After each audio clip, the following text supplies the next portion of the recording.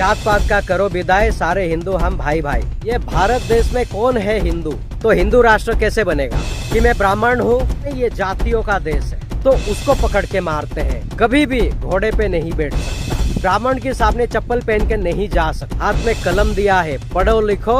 दोस्तों, आप सभी को पता होगा धीरेन्द्र शास्त्री, उस पाखंडी का नाम कोई भूल नहीं सकता। और उसने दिल्ली से वृंदावन तक का हिंदू राष्ट्र का पदयात्रा निकाला, बहुत सारे लोगों को साथ में लेके जोड़ा और उसने कहा जात पात का करो विदाई, सारे हिंदू हम भाई भाई। हिंदू राष्ट्र बनाने का उसका एक बहुत बड़ा इच्छा है।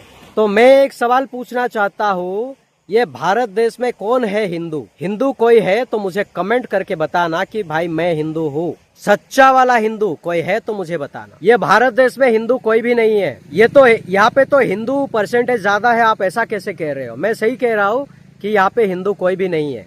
जब हिंदू ही इस देश में नहीं है तो हिंदू राष्ट्र कैसे बनेगा?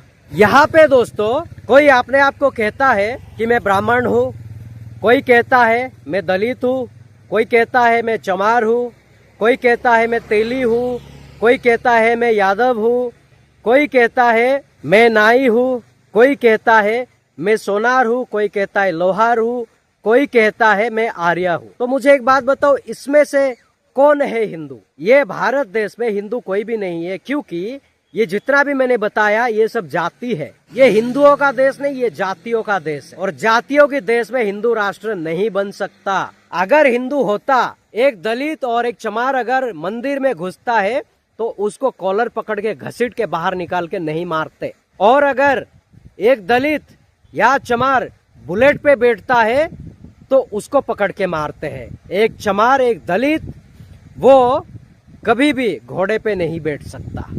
एक चमार, एक दलित कोई भी गवर्नमेंट की नौकरी नहीं कर सकता। एक चमार, एक दलित वो कभी ब्राह्मण के सामने चप्पल पहन के नहीं जा सकता। तो ये लोग अपने आप को कहते हैं कि हम हिंदू राष्ट्र बनाएंगे। मैं सारे जितने भी मैंने कहा है, चाहे वो चमार हो, दलित हो, चाहे वो यादव हो, तेली हो, कोई भी हो, मुझे बताओ क्या तुम लोग सच में हिंदू हो? क्या तुम लोगों के इस हिंदू धर्म में क्या जात पात नहीं है? हिंदू वो होता है जो जात पात को नहीं मानता है और सभी को एक साथ लेकर चलता है, उसको कहा जाता है हिंदू।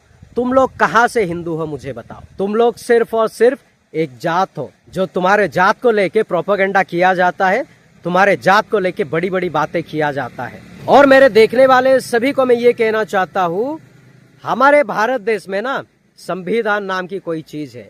संविधान ने सभी को हाथ में कलम दिया है, पढ़ो लिखो, शिक्षित हो जाओ, आगे बढ़ो, तरक्की करो, डेवलपमेंट करो, ना कि किसी की गुलामी करो। जो ये अभी निकला है धीरेन्द्र शास्त्री, ढोंगी पाखंडी, वो हिंदू राष्ट्र बनाने का मांग कर रहा है।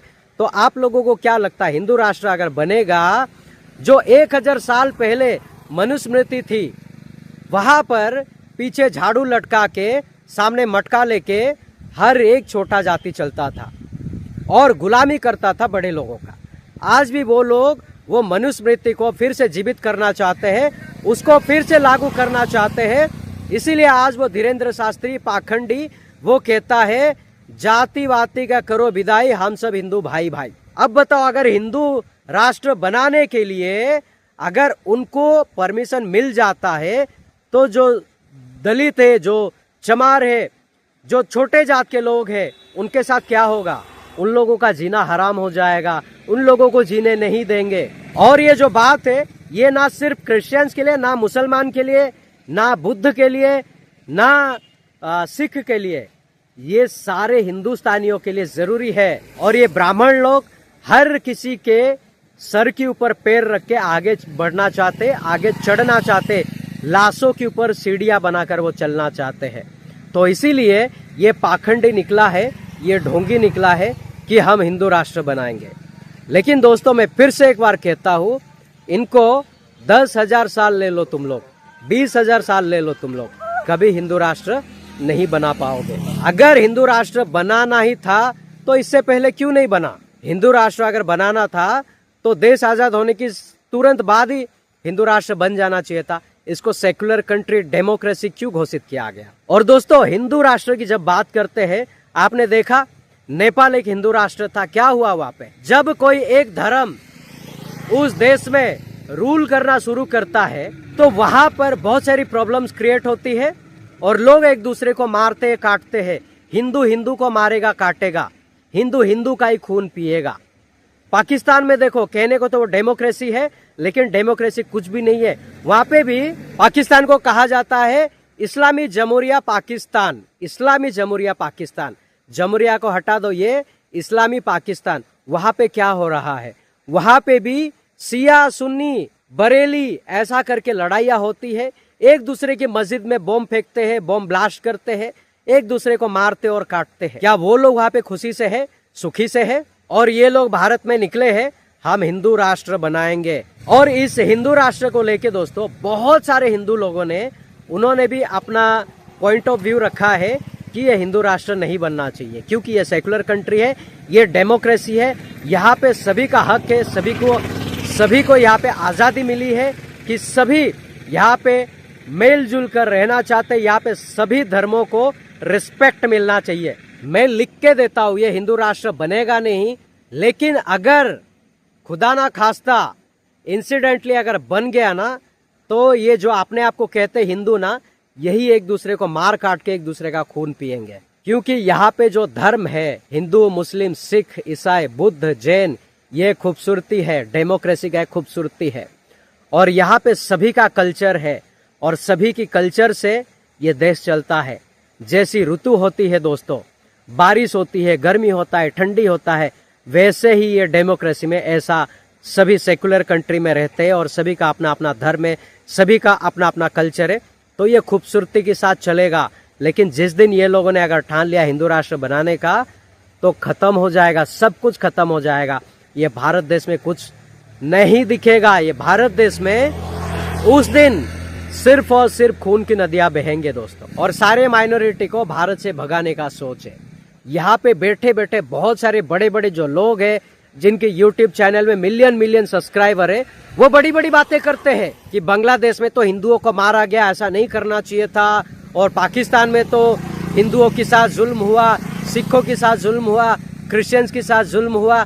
इनको बाहर का दिखता है, हमारे देश के अंदर क्या होता है वो दिखता नहीं है, या फिर डर के मारे या फिर पैसे खाते होंगे, इसलिए अपना मुंह को बंद करके रखा है कि हम कोई आवाज नहीं उठाएंगे, हमें इससे क्या लेना देना है, ऐसा ये लोग सोचते हैं दोस्तों। अगर हमारे घर पे कोई प्रॉब्लम होता है, उसके लिए हमें आवाज उठाने की जरूरत है। लेकिन जो मिलियन सब्सक्राइबर है, जिनको एक एक टाइम में 10-10 लाख लोग देखते हैं, वो लोग अपना मुंह बंद करके रखे हैं और अपने आप को कहते हैं हम जियो पॉलिटिक्स बात करते हैं। जब आपका घर टूट रहा हो, आपके पास खाने के लिए दाना नहीं, तो आप बाहर जाके किसी को बिरयानी खिलाओगे तो कोई इंसानियत की बात नहीं है। वो उसको सिर्फ दिखावा बोलेंगे, उसको सिर्फ और सिर्फ छलावा बोलेंगे।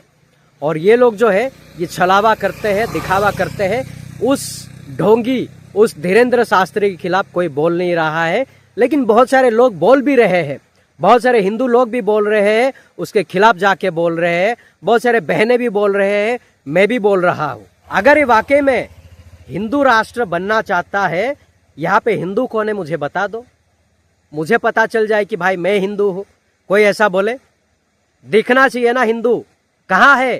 कहने को कहते 85% हिंदू है, किधर है, कहाँ है, कौन सी बिल में घुसा हुआ है? यहाँ पे सिर्फ और सिर्फ जात चलती है, जात। तू छोटा जात, मैं बड़ा जात, मैं ये हूँ, मैं वो हूँ, मैं इसी चीज को लेके ये लोग देश को चलाते हैं। और इसे पॉलिटिकल सपोर्ट की वजह से ये अपना रैली निकल पाया, ये अपना पद यात्रा निकल पाया। उसके जगह दोस्तों कोई मुस्लिम होगा या कोई क्रिश्चियंस होगा, ऐसा पद यात्रा निकालने की सोचेंगे तो वो सोच में ही रह जाएगा और वो लोगों का सोच कभी हकीकत नहीं बनेगा, क्योंकि परमिशन ही नहीं मिलेगा। लेकिन इस पाखंडी को, ढोंगी को परमिशन मिलेगा, क्योंकि वो अपने आप को ब्राह्मण कहता है, वो अपने आप को हिंदू कहता है, इसलिए उसे परमिशन मिलेगा। तो कहने का मतलब ये है, जो गवर्नमेंट है वो भी एक तरफा फैसला करता है, एक तरफा देखता है, एक तरफे का काम करता है। इसीलिए आज ऐसे पाखंडी लोग खड़े होके भारत देश को मिट्टी में मिलाने की कोशिश करते हैं। बहुत सारे आए, बहुत सारे गए। आसाराम बापू उसको देखो, जेल में सड़ रहा है, और बहुत सारे ऐसे लोग हैं जो जेल में सड़ रहे हैं। क्यों? क्योंकि उन्होंने अपना एक्स्ट्रा ऑर्डिनरी वाला दिमाग लगाया, इसलिए जेल की सलाखों के पीछे है वो लोग। ये धीरेन्द्र शास्त्री भी जाएगा सलाखों के पीछे, क्योंकि उसको ऐसा लगता है कि मैंने बहुत बड़ा काम किया है, और जो कहेगा ये सेकुलर कंट्री को हिंदू राष्ट्र बनाने का है, इसका मतलब ये है ये संविधान के विरुद्ध, इसका मतलब ये है कि वो देश के खिलाफ जाता है, और जो देश के खिलाफ जाता है उसे देशद्रोही कहा जाता है। कोशिश कर लो, मैं तुम लोगों को चैलेंज करता हूँ, कोशिश कर लो हिंदू राष्ट्र बनाने का। तुम्हारे दादा परदादा आए वो भी चले गए, तुम लोग भी चले जाओगे, हिंदू राष्ट्र कोई नहीं बना पाएगा। ये सेकुलर था, है, रहेगा, और डेमोक्रेसी था, है, रहेगा। इसको कोई माइकलाल बदल नहीं सकता, क्योंकि बाबा साहेब अम्बेडकर की उस कलम में, उस पेन में इतना दम था ना, सारे के सारे मनुस्मृति को लात मार के हटा दिया अपनी पेन की दम से, अपनी कलम की दम से, और यहाँ पर सेकुलर कंट्री को ले आया, और आज भी उनके लोग जिंदा है तो होने नहीं देंगे। तो दोस्तों, अच्छा लगे तो आपका प्यार दीजिएगा और इसे शेयर जरूर करिएगा। फिर मैं मिलूंगा एक नेक्स्ट टॉपिक के साथ, तब तक के लिए अपना ख्याल रखिएगा। Thank you so much, God bless you all.